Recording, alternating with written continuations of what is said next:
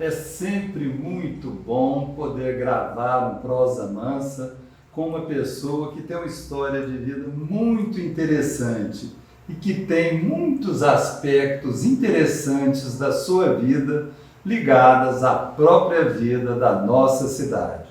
Conosco, Sônia Martins Costa.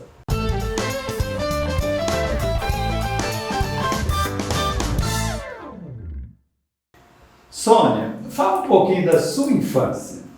Então, a minha infância, assim, a gente acredita que é uma infância normal, né, de menino travesso, tudo, mas nós tivemos uma infância num lugar especial, um lugar onde meu pai tomava conta, que é o Sanatório Espírita de Uberlândia, lá da Vasconcelos Costa. Então eu fui para lá muito pequena, devia ter mais ou menos uns 5 anos, o meu irmão uns 7, e as minhas outras irmãs nasceram lá. E como ele tomava conta do sanatório, a gente morava lá, dentro do espaço. Tinha o sanatório que era a parte e a nossa casa dentro daquele espaço. E ali a gente conviveu muito tempo com os internos do sanatório. Então ali passou a ser nossa família, né?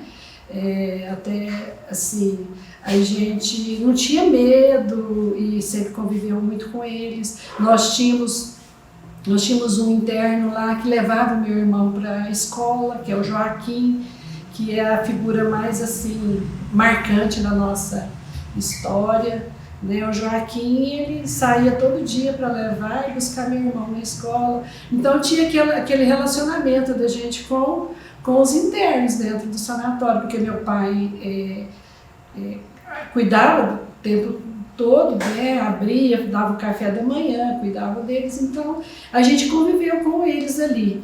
Assim, e como que era conviver com eles? Pra gente era tudo natural, né? A gente tinha assim, nós tínhamos a Dona Maria, que era uma das internas, que era muito apegada aos filhos, e ela acabava adotando a gente como filho dela. Ela adotou uma das minhas irmãs, cuidava dela como se fosse a filha dela, né? O Joaquim era assim, muito especial. Quando chovia, ele tinha medo de chuva, muito medo de trovão, de chuva. A minha mãe montava uma cama de campanha na nossa sala e ele dormia junto lá com a gente, na nossa casa. Tinha uma horta, né, que era cuidada lá para manutenção, né, da alimentação dos internos.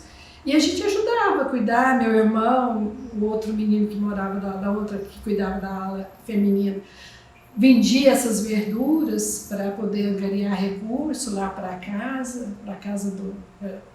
do sanatório. E a gente conviveu assim, como se fosse a nossa família ali. E ela tinha a ala feminina e a ala masculina? A ala feminina e a ala masculina, né? Então, as pessoas que conhecem lá tinha um local onde ficavam os quartos, né? Cada interno ficava no seu quarto individual, um isolado, onde quando chegava aqueles internos muito violentos, tinham que ficar ali até fazer o tratamento para se acalmar. E eles ficavam ali no pátio, né? Tinha um quiosque, nesse pátio tinha bancos, onde eles ficavam ali naquele pátio, faziam as refeições, tomavam o sol da manhã e só ia para os quartos.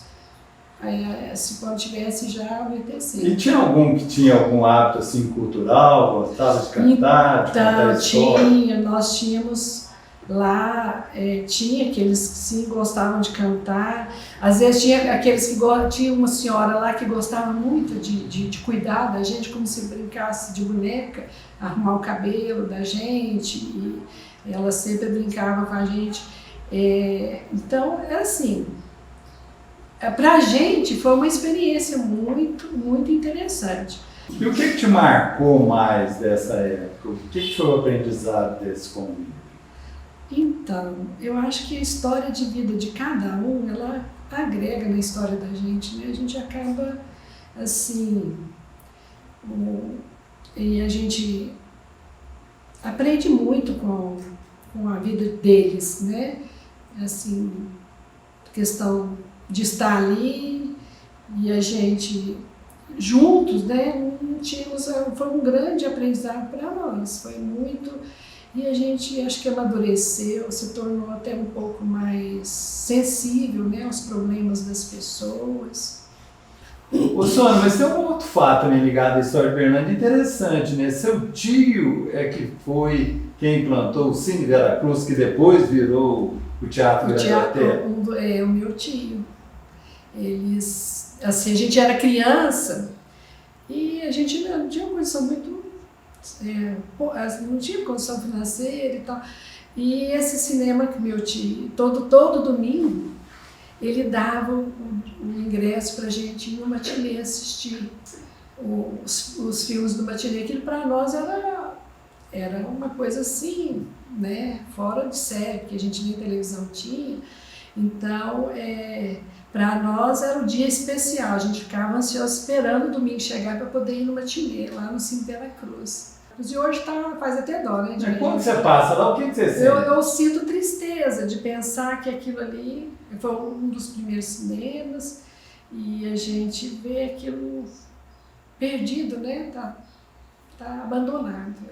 E como está a sua vida hoje? Bom, hoje, como a minha família é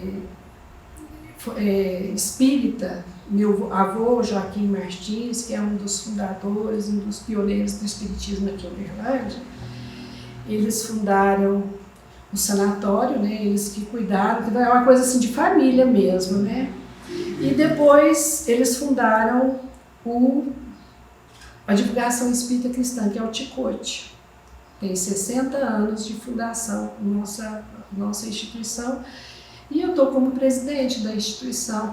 Então, Sônia, compartilhe com a gente quais são os objetivos e qual é a atuação do Centro de Divulgação. Então, o objetivo da divulgação é de atender as pessoas que precisam. E nós hoje temos um atendimento amplo de médicos, dentistas, farmácia, atendimento de cestas básicas às famílias carentes, enxovalzinho para os bebês, né? E essas são as duas unidades, que é a sede, que tem 60 anos, que foi fundada na Tibério. Nós temos fotos muito interessantes da Tibério, só divulgação, né, lá na Tibério, bairro, quando ela foi fundada. Temos uma unidade hoje no São Jorge, que faz o mesmo trabalho de assistência médica, odontológica, enxoval. E temos uma unidade de educação, de assistência à criança. São um centro de formação, hoje a gente chama de Centro de Convivência e Fortalecimento de Vínculos, com 120 crianças. Atendemos de crianças de 6 a 14, 15 anos, né, com atividades culturais e várias atividades com as crianças, e elas ficam lá enquanto as mães não têm onde deixar as crianças para ir trabalhar. Na maioria das mães, né, precisam do espaço, enquanto elas não estão na escola, elas estão com a gente. Ali elas têm a refeição, tem o café da manhã, tem o almoço, tem as atividades e vão para a escola. E o senhor Joaquim? Fala um pouquinho. Vovô? Vovô é uma pessoa à frente do tempo dele. Meu avô, ele fez medicina no Rio de Janeiro e a faculdade dele não foi reconhecida. Então ele não pôde exercer a medicina, mas aí ele fez farmácia e fundou aqui, tinha a Farmácia Oriente ali na Floriano Peixoto, que é uma das minhas farmácias. Ele era homeopata, naquela época, né, que era uma coisa assim, muito à frente. A homeopatia ele fazia e tinha filas de gente para que ele atendesse. E o vovô era muito atuante nessa parte de assistência. Então, acho que a gente aprendeu, a família aprendeu a cuidar do próximo, né, com ele, com o exemplo dele. Ele assim, sempre estava aberto.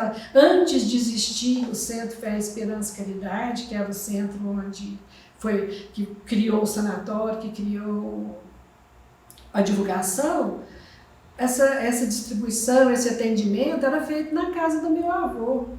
reunia um grupo, e esse grupo fazia cestas básicas, iam atender as famílias lá no Brejo do Sapo. Você sabe onde é o Brejo do Sapo?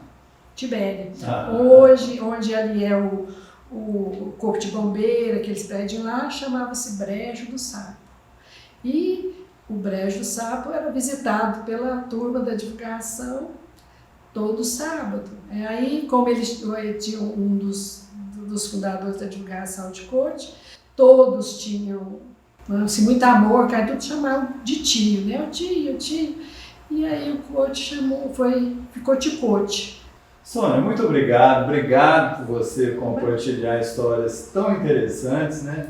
E parabéns por você ser e ter uma família tão cuidadora. Eu acho que é o papel da gente, né? Aqui nessa terra, né? A gente tem que realmente fazer algo pelo próximo, porque a gente já foi tão beneficiado, somos beneficiados, então acho que fazemos pouco, muito pouco. E que belo papel, né? E que sirva de exemplo para todos nós, para que a gente também, se espelhando nele, procure fazer um pouquinho mais pelo nosso próximo. Até a próxima.